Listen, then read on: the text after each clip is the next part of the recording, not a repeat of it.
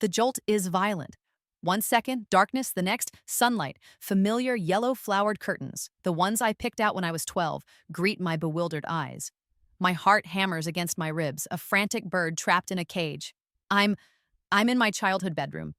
I'm 16. Again. The realization crashes over me with the force of a physical blow. This is it. The day. The day it all started to unravel. The day my future was stolen from me with smiles and carefully chosen words. 3 years ago, or from another perspective, just yesterday. A bitter, acrid smell drifts up the stairs. Mom's burnt coffee, a smell I'd perversely started to miss in the sterile, lonely apartment I'd died in. And then, through the thin walls, I hear it. Riley's fake sobbing. A choked, theatrical sound that, the first time around, had twisted my gut with misplaced sympathy. Now, it's just a soundtrack to the beginning of my end. That performance, that Oscar-worthy display of feigned fragility, is what convinced everyone, Mom, Dad, even me, idiot me, that I was the one who had to sacrifice everything. My MIT acceptance, my dreams, my life, all to care for Grandma. My feet hit the worn carpet, and a tremor runs through me. It's not fear, not entirely, it's something else. A cold, hard understanding. I know how this plays out. I know every line, every sigh, every manipulative glance. And I know where it leads. Downstairs, the scene is exactly as I remember. Mom, her face a mask of strained concern, wringing her hands. Dad, looking suitably grave, pacing the small living room. And Riley, my younger sister, draped artfully on the sofa, dabbing at dry eyes with a crumpled tissue. "Zoe, darling, come sit," Mom says, her voice dripping with a sweetness that now makes my teeth ache. I sit. I watch. It's like viewing a play for the second time, but this time, I'm not just an actor. I'm the critic, the historian, the ghost at the feast. They deliver the same guilt-laden speech. "Family duty, Zoe. Grandma needs us." Riley, well, you know how sensitive Riley is. Her breakdown? She's just too fragile for this kind of responsibility. Breakdown, I almost snort. I now know that breakdown was a conveniently timed, entirely fabricated drama to avoid any and all responsibility. I observe Riley's micro-expressions, the flicker of triumph in her eyes when she thinks no one is looking, the calculated tremor in her voice. I remember how this exact conversation, these exact words, led to 3 years of unrelenting exhaustion. 3 years of juggling Grandma's increasingly complex medical needs, the mounting bills, the sleepless nights, the isolation. 3 years that culminated in my own heart giving out at 19, stressed and broken, in a sterile hospital room.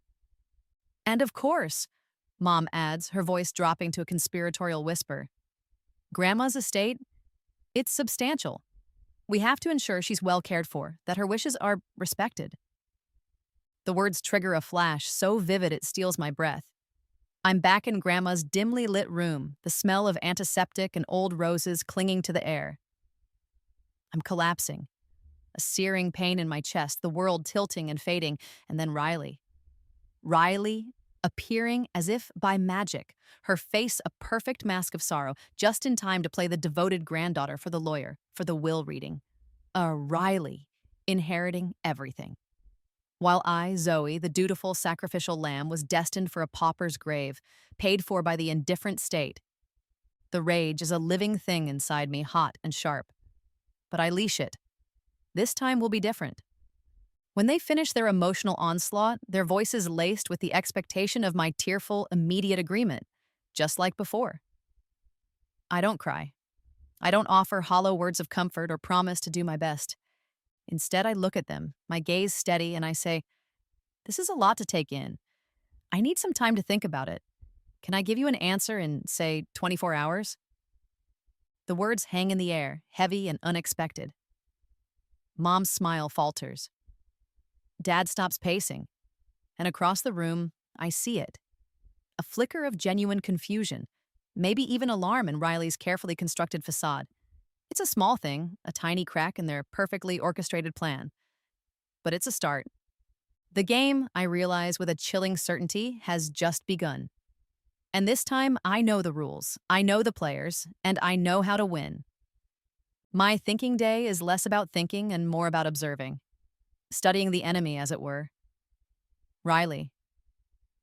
I shadow her, a ghost in my own home, and the details I missed the first time around, blinded by naivety and stress, now scream at me.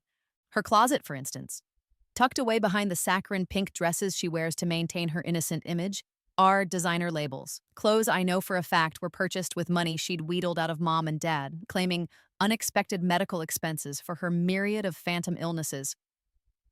I remember those expenses, how they always seem to coincide with a new fashion season. Then there's the boyfriend, Michael. He's not so mysterious this time. I recall his name, his face, from fleeting glimpses in my past life. He was the one Riley was always studying with, the reason for her late nights.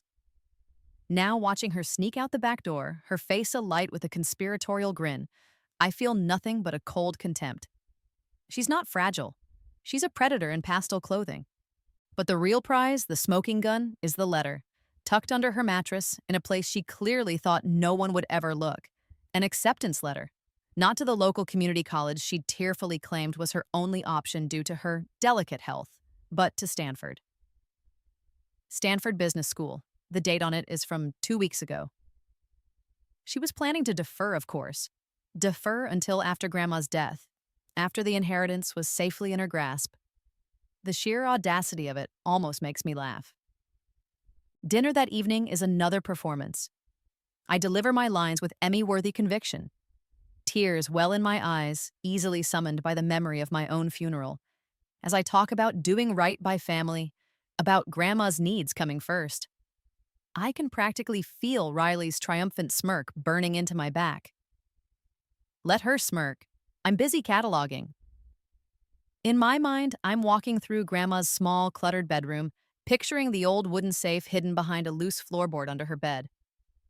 I remember, with a clarity that surprises me, the feel of the cold metal, the click of the combination lock.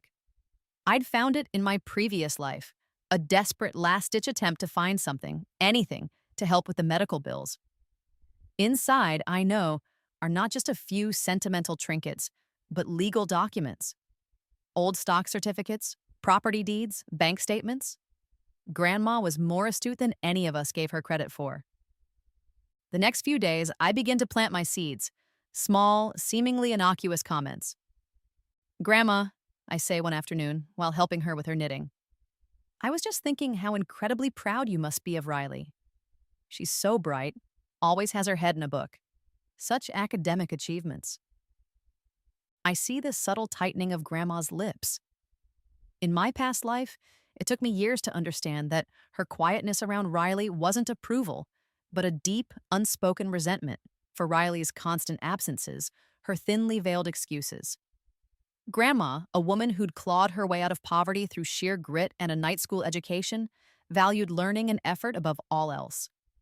Riley's feigned illnesses and dramatic pronouncements of being too overwhelmed to visit for more than a carefully curated hour or two had not gone unnoticed. I also start accidentally leaving old photo albums open around the living room. Pictures of me at science fairs, my face alight with nerdy enthusiasm. Me holding up an academic decathlon trophy, beaming. Me helping Grandma plant roses in her garden, mud-streaked and happy. Subtle reminders of the granddaughter who was always there, not just when an audience was required. The digital trail is the easiest part. My past life knowledge of how technology would evolve, how social media would become a public diary for the foolish, gives me an almost unfair advantage. Riley, in her arrogance, believes her online persona is invisible to her old-fashioned family. I find her secret accounts with ease, the ones where she's not Riley, the devoted granddaughter, but Riles_Stanford bound, bragging to her equally shallow college friends about playing the family game, about how her boring old grandma is her ticket to early retirement. Screenshots. I save everything meticulously to an encrypted drive. The fake medical records she'd used to get out of gym class for 3 years? Scanned. The discrepancies in the expense reports she'd submitted to Mom for Grandma's special dietary needs, which mostly consisted of gourmet chocolates and expensive takeout for herself and Michael. Documented. The first real test comes sooner than I expect. Riley announces a surprise weekend visit. Her timing, as always, is impeccable. Grandma's monthly Social Security check has just arrived. And right on cue, Riley's mysterious stomach ailment, the one that always seems to flare up when cash is readily available, makes a dramatic reappearance. She stumbles through the door, clutching her abdomen, her face pale. Thanks to some cleverly applied makeup, I suspect. "Oh, Zoe, it's awful," she moans, collapsing onto the sofa. "The doctor said it might be serious this time. More tests." I watch her perform, a connoisseur of her particular brand of bullshit. The slight tremor in her hand as she reaches for a glass of water. The way her eyes flick towards Grandma's purse, sitting on the hall table. "That's terrible, Riley," I say, my voice filled with concern I don't feel. "We need to get you the best care." But this time, things are different. The emergency cash Grandma always kept in the ceramic cookie jar on the kitchen counter? It's not there. I'd moved it the day before to a new, far more secure hiding spot. A small change, yes, but the game is made of small changes. And I can see in the slight narrowing of Riley's eyes as Mom fusses over her that she's noticed. The first little snag in her well-rehearsed con. The $5,000 specialist. It's almost comical how closely Riley's script follows the original. A week after her dramatic, cashless weekend visit, the call comes. Riley, her voice weak and breathy, on the phone with Mom. "The local doctors, they just don't know, Mom," she whimpers. "There's this specialist in the city, but he's so expensive. $5,000 just for the consultation." I'm in the kitchen, ostensibly making tea, but my ears are tuned to the unfolding drama in the living room. I remember this moment. This was the catalyst.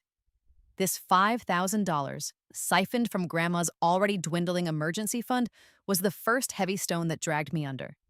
It forced me to take on a second job, then a third, all while trying to maintain my grades and provide round-the-clock care for Grandma. The exhaustion, it was a slow poison. "Oh, my poor baby," Mom coos into the phone. I hear Dad's low murmur, the usual platitudes. "We'll figure something out, sweetie. Don't you worry." I know what figuring something out means. It means a hushed, guilt-laden conversation with Grandma. It means Grandma, bless her trusting heart, handing over her savings, believing it's for her granddaughter's well-being. This time, I play my part differently. When Mom hangs up, her face a mask of anxiety, I'm ready. "That sounds serious, Mom," I say, my voice laced with just the right amount of concern. "Riley needs the best. I can help research specialists. Maybe there are payment plans or charities that could help." I see the relief on Mom's face. Good old Zoe, always practical, always willing to shoulder the burden. Riley, meanwhile, would be preening, imagining her plan unfolding flawlessly. But while I'm publicly the supportive sister privately, I'm setting a different stage. Riley, in her arrogance, is sloppy. She talks to Michael on the phone constantly, her voice carrying easily through the thin walls of our house. I make sure Grandma is in the hallway, looking for her glasses, when Riley's on one particular call. "It's so easy, Mikey," Riley trills, her voice dripping with smug satisfaction. Honestly, milking the old lady for cash is like taking candy from a baby. Another $5,000, and that Prada bag is mine. I see Grandma freeze, just for a second. Then her expression smooths over, and she continues her search for her non-existent glasses.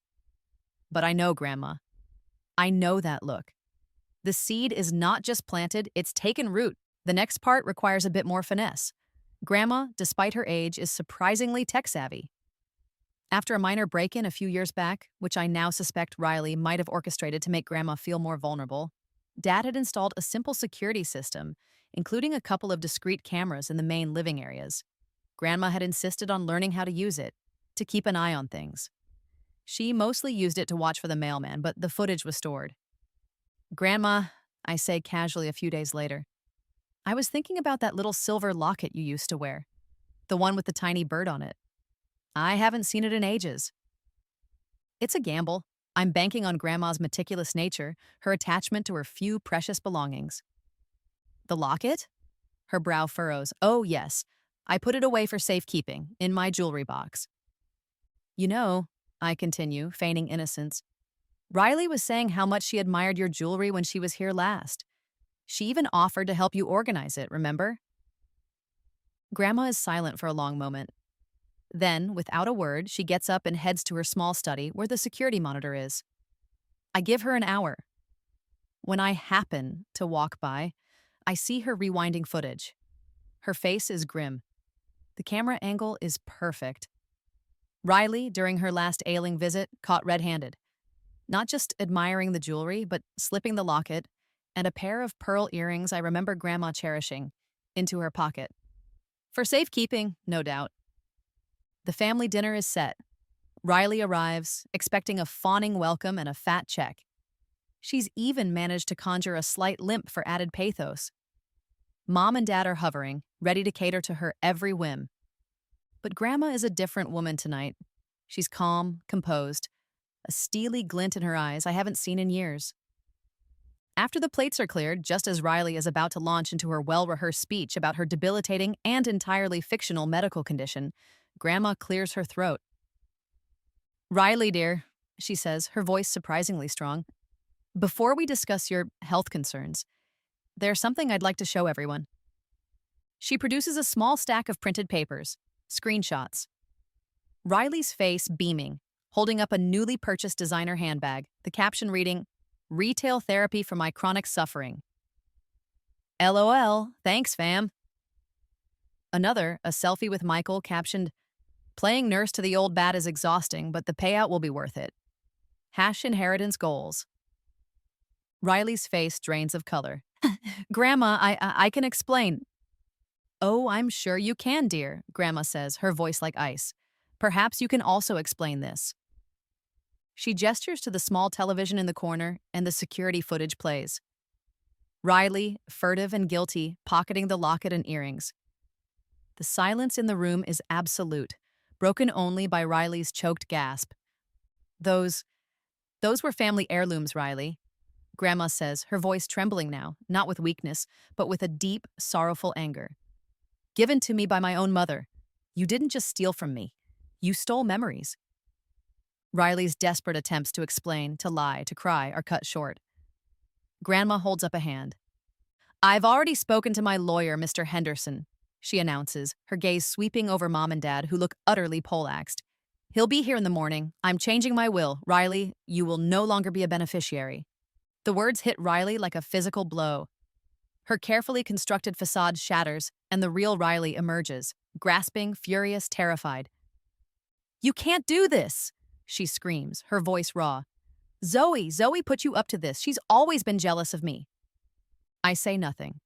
I just watch. Mom and Dad are scrambling, trying to mediate, to smooth things over, their own potential inheritance flashing before their eyes. But Grandma is resolute. Her decision is final. She's seen through the performance. There's no going back. Riley's world is collapsing, and for the first time in what feels like an eternity, or perhaps 2 lifetimes, a sliver of something cold and satisfying unfurls within me. This is just the beginning. Riley doesn't take disinheritance well. Who would? Her retaliation is swift and predictable. The whispers start almost immediately. Zoe's not well. She's been under so much stress. She's poisoning Grandma's mind against us. She enlists Mom and Dad, who are now panicking about their own standing in Grandma's eyes and will. They're suddenly very concerned about my mental stability. There are hushed phone calls to doctors, talk of evaluations. It's the same tactic they almost succeeded with in my previous life, painting me as overwhelmed and hysterical, unfit to manage Grandma's care or her affairs. They'd nearly convinced social services to intervene to place Grandma in a state-run facility, and me, well, who knows where I would have ended up. But this Zoe isn't the naive, exhausted girl from before. This Zoe has Grandma's security system on her side, and Riley, in her desperation, gets sloppy. Very sloppy. I have footage. Crystal clear footage of Riley sneaking into Grandma's bathroom in the middle of the night, her face illuminated by the dim nightlight. She's not there to offer comfort or check on her ailing grandmother. She's there to steal. Specifically, Grandma's prescription painkillers. Her plan, I surmise, is to plant them in my room, a tidy little package of proof that I'm a drug-abusing, unstable caregiver. The plan spectacularly fails. Grandma, a surprisingly light sleeper, hears her fumbling with the pill bottles. The confrontation is quiet but devastating. Riley, caught red-handed, with a handful of OxyContin, has no excuse, no lie plausible enough to cover this. Grandma doesn't even raise her voice. She just looks at Riley with a profound, weary disappointment that's far more damning than any shout.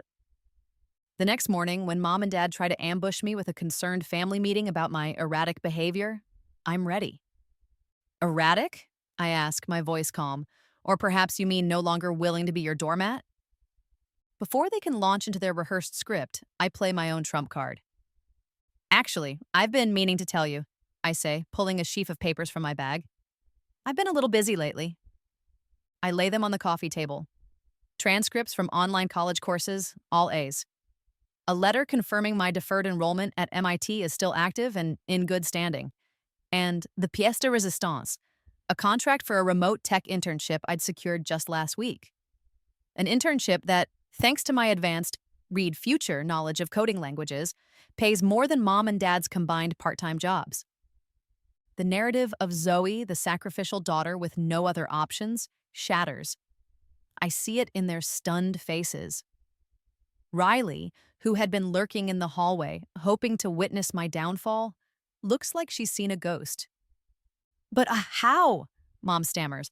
I'm resourceful, I say simply, and I'm not stupid, unlike some people. My gaze flicks to Riley, who flinches. The alliance, the one Riley had so carefully cultivated against me, fractures. The pressure is too much.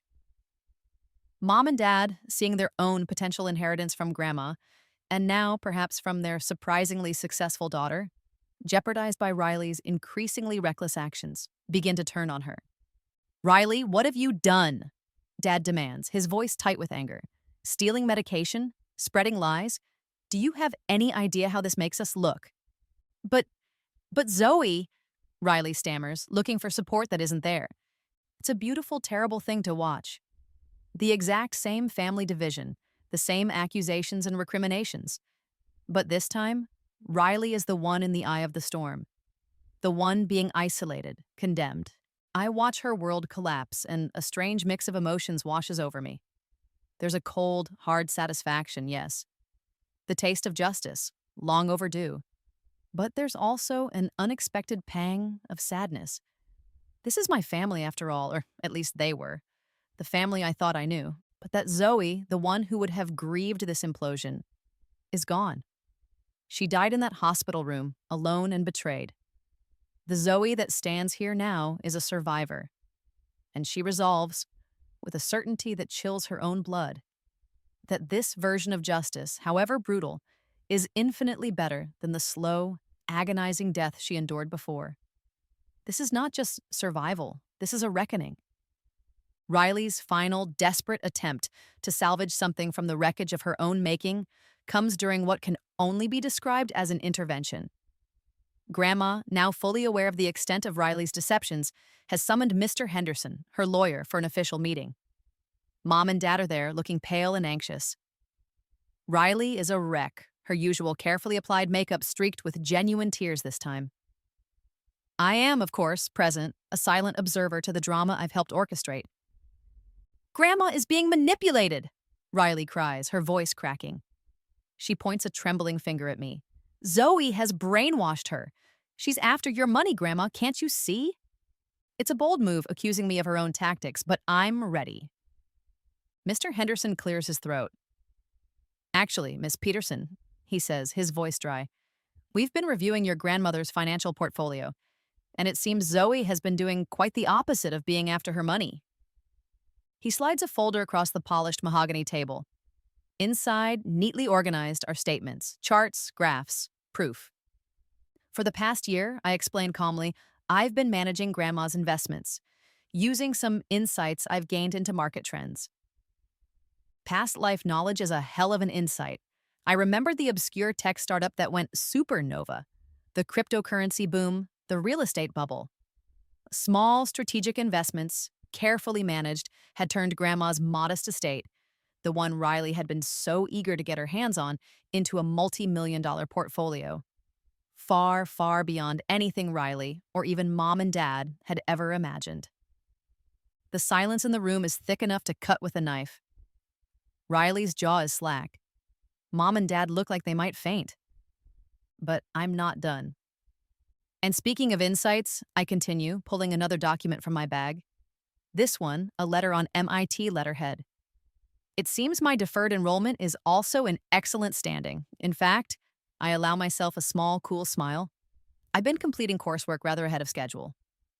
I slide another set of papers across the table. Offers. 3 of them. From major tech companies. They're not interested in Zoe Peterson, the 16-year-old high school student. They're interested in the anonymous coder who developed a revolutionary algorithm, one that could predict viral content trends with uncanny accuracy. An algorithm I'd built using my past life experiences, my knowledge of what was to come. An algorithm that was already making waves in Silicon Valley. Riley is staring at me, her eyes wide with a dawning, horrified understanding. The power shift is palpable, a tangible force in the room. The final twist, however, doesn't come from me. It comes from Grandma. She reaches out and takes my hand, her grip surprisingly strong. "Mr. Henderson," she says, her voice clear and firm, "there's one more thing. Riley is correct in one aspect. I have been manipulated, for years, by her." She looks directly at Riley, her gaze unwavering. "I'm not a fool, Riley. I saw your greed. I saw your laziness. I saw how you treated Zoe, how you treated this family. And Zoe has been my rock. She sacrificed everything for me without a word of complaint." Grandma turns to Mr. Henderson. "For the past 6 months, Zoe and I have been working together, documenting everything. Riley's lies, her thefts, her attempts to discredit Zoe. We have an airtight legal case, Mr. Henderson. One that not only protects my current assets, but ensures that my previous will, the one that named Riley as a primary beneficiary, is null and void due to undue influence and elder abuse." The room spins. Even I hadn't known the full extent of Grandma's quiet maneuvering. She'd been playing her own game all along. Riley finally understands. It's not just about the lost inheritance anymore, as substantial as that now is. It's about the complete and utter demolition of her entire life plan. She sees that I haven't just reacted to her schemes.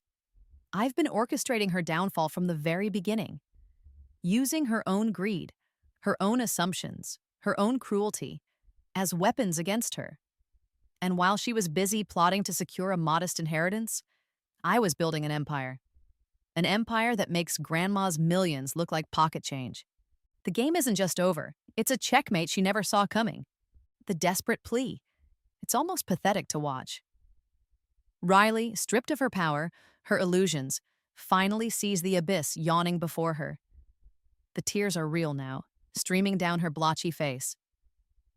The carefully constructed victimhood is replaced by a raw, animal panic. "Zoe, please," she whimpers, actually reaching for my hand. I instinctively pull away. "We're sisters, family. Remember all the good times? Remember how we used to play dress-up in Mom's clothes? You can't do this to me." The manipulation tactics are so ingrained she doesn't even realize how transparent they are. Tears, nostalgia, the appeal to a loyalty she herself never possessed. These are the same emotional weapons that trapped me in my previous life, the ones that guilted me into sacrificing my dreams, my health, my very existence. "I remember, Riley," I say, my voice devoid of the emotion she's trying to evoke. "I remember everything." And then I tell her. Not in anger, not with raised voice, but with a chilling calm that seems to unnerve her more than any outburst would. I recount every betrayal, every stolen opportunity. I describe the crushing weight of her expectations, the constant emotional blackmail. I detail the nights I spent by Grandma's bedside, while Riley was out partying with Michael, spending money that should have gone to Grandma's care. And I remember dying, Riley. I say, my voice dropping to a near whisper. I remember the pain in my chest, the fear, the loneliness. I remember knowing, in that last awful moment, that my life had been stolen from me. By you. She recoils, her face paling. That's impossible. You're crazy. You're making it up. She looks wildly at Mom and Dad, seeking validation, but they are silent, their faces etched with a dawning horror as they begin to understand the true depth of the chasm between their daughters. Riley refuses to acknowledge it, to see the devastation she wrought. It's easier to call me crazy than to face her own monstrosity. Am I, Riley? I meet her gaze. Or is it simply a truth too ugly for you to bear? She tries a different tack, the negotiator, the bargainer. Okay, she says, her voice wheedling. So maybe I made some mistakes. I was young. I didn't understand. But we can fix this, Zoe. You and me. We can talk to Grandma, tell her it was all a misunderstanding. If you vouch for me, help me get back in the will. I'll split it with you. 50-50. Everything. What do you say? There it is. The final desperate offer. An attempt to buy her way back into a life she so carelessly destroyed. The same life she inherited fully in another timeline, while I lay in an unmarked grave. I look at her, at the greed still glittering in her tear-filled eyes, at the complete lack of genuine remorse. And the answer is simple. Devastatingly simple. No. The word is quiet, but it echoes in the silent room. No, Riley, I repeat, a little louder this time. You chose your path a long time ago. You chose it when you faked your first illness to get out of chores. You chose it when you stole from Grandma. You chose it every single time you prioritized your selfish desires over the needs of your family, over common decency. You had every chance to be a sister, to be a granddaughter, to be a decent human being. You chose cruelty. You chose manipulation. And now you must live with the consequences. The finality in my voice seems to crush the last vestiges of hope within her. Mr. Henderson shuffles his papers, a signal that the meeting and Riley's future as she knew it is over. The fallout is swift. Grandma, true to her word, finalizes the changes to her will. Riley is officially, irrevocably disinherited, but it doesn't stop there. Grandma, in a move that surprises even me with its thoroughness, decides to share the documented evidence of Riley's deceptions, the screenshots, the security footage, the sworn affidavits from home healthcare nurses Riley had bullied, with their extended family and close social circle. Riley's reputation is not just tarnished, it's annihilated. She faces a future she never anticipated. No inheritance to bail her out, no family support system to fall back on. The student loans she'd taken out for Stanford, assuming they'd be a drop in the bucket of her future wealth, now loom like an insurmountable mountain. Her friends, the ones she'd bragged to about her cunning plans, scattered like rats from a sinking ship. Mom and Dad, forced to confront their own complicity, their own enabling of Riley's destructive behavior, their own willingness to sacrifice one daughter for the perceived benefit of the other, are left reeling. They try, of course. Desperate appeals for my forgiveness, for my understanding. Awkward, stilted conversations where they attempt to rewrite history, to paint themselves as victims of Riley's manipulations too. We just didn't see it, Zoe. We only wanted what was best for both of you. Their words are hollow, empty. I listen, but I don't engage. I don't offer absolution. I don't offer comfort. I've moved beyond needing their approval, their validation. Their reckoning is their own to bear. I have my own future to build, a future free from their toxic orbit. The justice I sought wasn't just about punishing Riley. It was about liberating myself. And in that, I have unequivocally succeeded. 6 months. It feels like a lifetime, yet also like the blink of an eye. I'm sitting in my MIT dorm room, the Charles River, a shimmering ribbon outside my window. The room is small, cluttered with textbooks and circuit boards, but it's mine. A world away from the suffocating atmosphere of my childhood home. On my laptop screen, Grandma smiles, her face animated. She's in her new apartment at a high-end assisted living facility. More like a luxury resort, really. a place my fledgling tech company's early success has more than comfortably paid for. She's thriving. Taking art classes, leading a book club, even flirting outrageously with a retired history professor. She's free just like me. Free from the weight of family obligation, free from Riley's poison.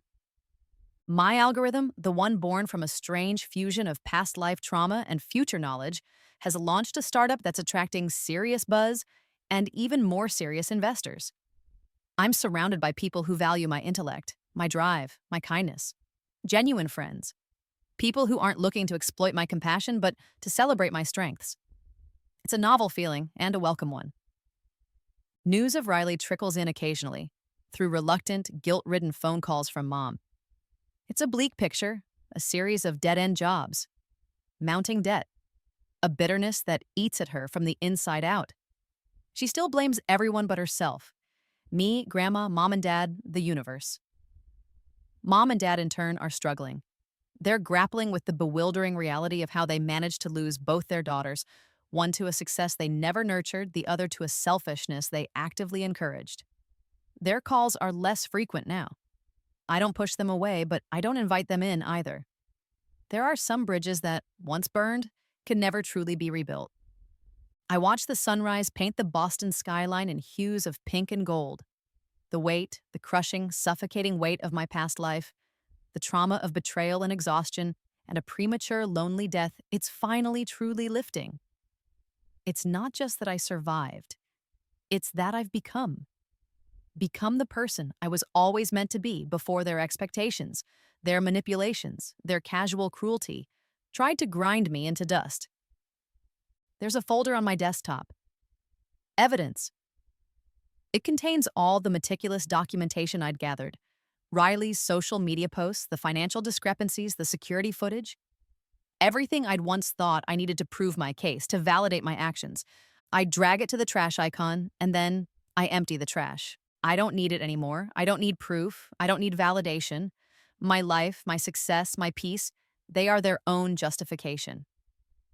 I open my laptop, a new project file already blinking, waiting. My fingers fly across the keyboard, not with the frantic energy of escape, but with the calm, focused intensity of creation. I'm building, innovating, moving forward.